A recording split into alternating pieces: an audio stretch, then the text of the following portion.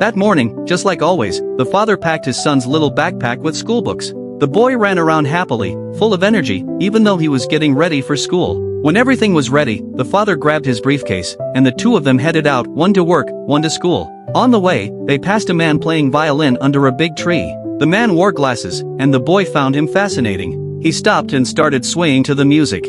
Worried his son might be late, the father handed him the backpack and told him to put it on. Soon, they reached the corner where their paths split. One way led to the school, the other to the office. They waved goodbye and went their separate ways. At work, the father sat down at his desk, ready to deal with a mountain of tasks. But before he could even start, his boss dropped off another pile. His once blue color faded to white just like everyone else around him. Meanwhile, at school, the boy was happily drawing the man with the violin. When the teacher walked by, he proudly showed her his sketch.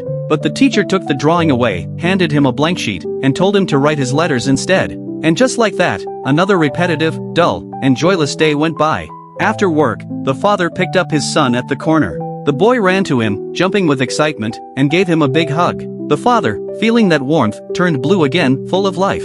They sat on a bench, talking. The boy showed his dad the drawing from school, smiling brightly. But the father's face darkened. He frowned and told his son to stop fooling around and focus on studying. From that day on, every day looked the same. The teacher kept scolding the boy, and little by little, his joy faded. One evening, the father noticed something. His son's once bright orange color was turning pale. He was becoming just like everyone else, doing the same things, showing no spark. He no longer ran to his dad after school for a hug. He just handed over his homework papers quietly. The father realized things couldn't go on like this. He didn't want his son to lose his color, to lose himself. So one day, he took his son back to the tree where the violin man used to play. But the man wasn't there. Seeing the disappointment in his son's eyes, the father made a decision. He stepped under the tree and started pretending to play the violin himself. People walking by looked at him disapprovingly, but his son's face lit up. The bright orange color returned to him. Children aren't robots for parents to control. Don't force your ideas onto them.